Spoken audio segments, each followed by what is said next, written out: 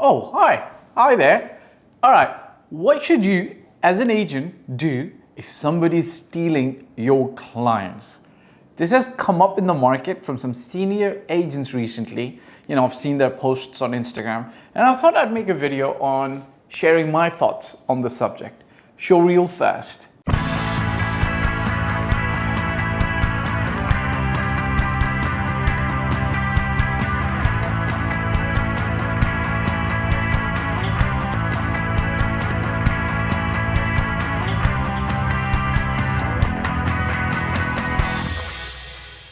Hey guys, welcome back. So I'm going to tackle this and share my thoughts, and you're welcome to share yours in the comment section. And I want to share my thoughts around three major things. One is philosophical, all right. The other is going to be business plus value.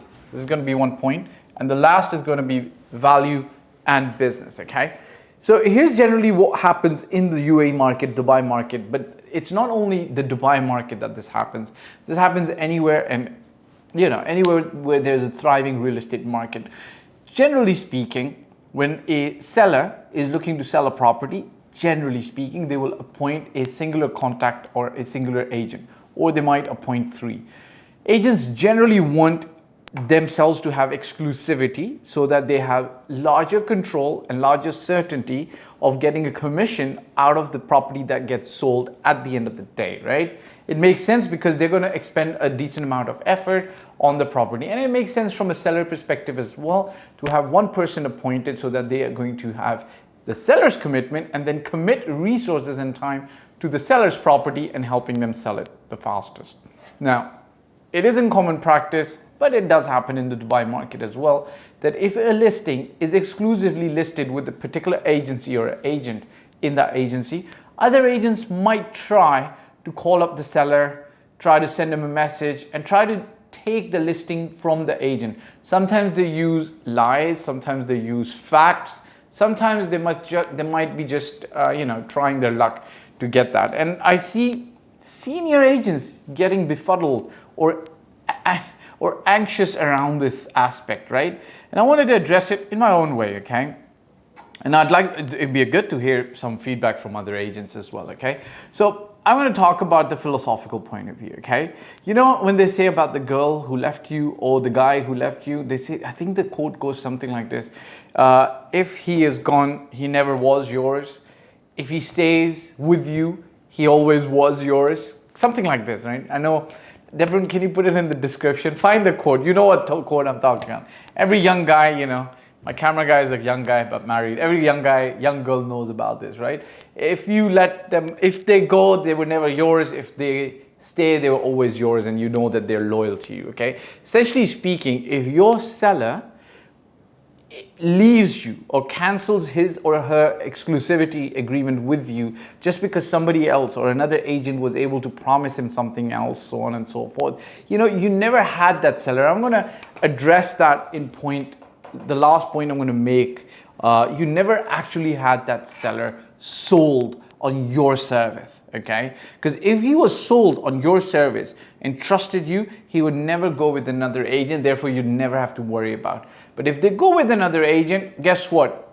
It's a lesson to be learned. You haven't done your work properly to sell yourself to make them stay, right? Because a seller who's sold on a senior agent's expertise is going to tell any other agent, look, here's what it is. I trust my agent. I need you to work with him. I'm not going to cancel my exclusivity with him just because you promised me some words, because I'm sold on his value, okay? So there's a philosophical point of view over here, okay? If they leave, they were never sold on your service or you as an expert. Number two, I'm going to do business and value together, okay? Let's look at it from a business perspective. Why does a seller actually leave an agent, okay? There's going to be 1, 2, 3, or 4 reasons, but they all boil down to him believing that he or she is going to get more value. For example, the new agent who calls up or reaches out or contacts a seller can express to them that he could get them more money, right? If he tells them he could get them more money, they're going to start questioning their relationship with you. Or if he tells them he can get them better terms, again, they're going to start questioning their relationship with you. At the end of the day, it's actually about value that the seller feels that he or she may get from the other agent, which makes them leave, right? Now, there's two ways to this. They will either believe what the agent is saying, truly, genuinely believe, and the agent's telling them the truth, or they'll get fooled by the agent, right? Again, however, I'm going to say this. It comes back to you as the primary agent not doing a good enough job to have sold your value, right? To have sold what you can get. Because if you're truly an expert in your area, in my personal opinion, there should be very few other agents who should be comparable to the kind of expertise you bring to the table to not just get him the best price and the terms, but to actually make sure that the deal goes all the way to closure, which not just in Dubai, but anywhere in the world can be complicated sometimes, right? So if you're that guy and your seller knows that you're the guy who's going to bring the home run or bring it home, then he ain't going anywhere. But if you've not sold your value and he believes or gets fooled by another agent's value, so be it. Learn from it and create extra value in the future, okay? So at the end of the day, it's value that the other person's promised. Now, I'm going to talk about my personal opinion. What is it that you could do, potentially speaking, to prevent that? Okay? You don't just offer value, you do it in a business way, okay? This is my personal opinion. I think that the Dubai market, the UAE market needs to move that, especially for agents who are in the market 10 plus years of experience. You just got to believe in yourself and do it the right way that serves both you and the seller. Here's what I say. When you take on a seller exclusively, you're actually taking on the responsibility to commit both time and money to making sure that that property, that building, that asset gets sold or gets placed or gets rented or leased in the quickest amount of time on the best price at the best terms. So you're committing this time and resources, right? Agree? If you agree, please comment in the comment section. How about getting a commitment from the seller as well, upfront, right? Instead of trying to sell the property first, sell your services, explain to them that you're going to be their advisor, and perhaps you take a token fee up front, right?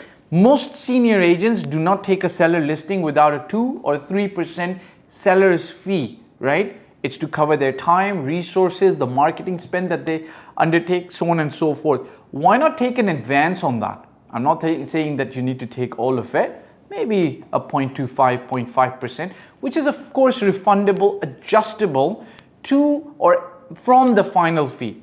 You're achieving two things with this. Number one, you're ensuring that your seller is absolutely serious about selling that property. Number two, you're making sure that you're covered on the amount of resources that you're going to be spending in time and money. In fact, the token deposit that you take, which has to be non-refundable, but adjustable from the final success fee, doesn't really cover a senior agent's time and resource that they invest in it. But it's a way to do business. It's a way to tell the seller, look, if you want me committing my services, my time, I want you to put your skin in the game as well. I don't want you talking to other agents. And if you're going to be talking to other agents, then by all means, interview them now. But then once you sign an exclusive relationship with me, unless you as the agent has done something unimaginably wrong or completely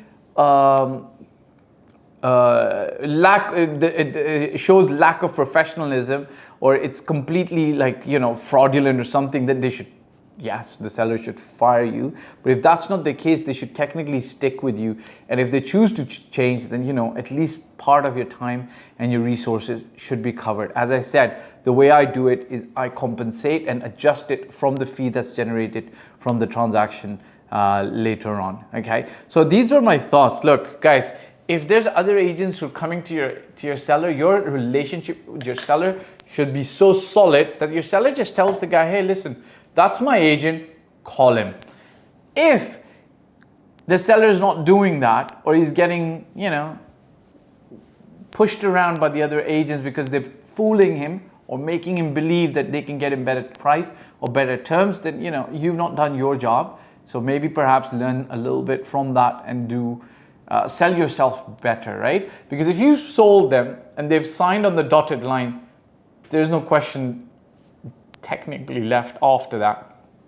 Last but not the least, look, it is business at the end of the day. We're in this business to help and serve customers, clients, sellers, but at the end of the day, it's a business, it's not a charity.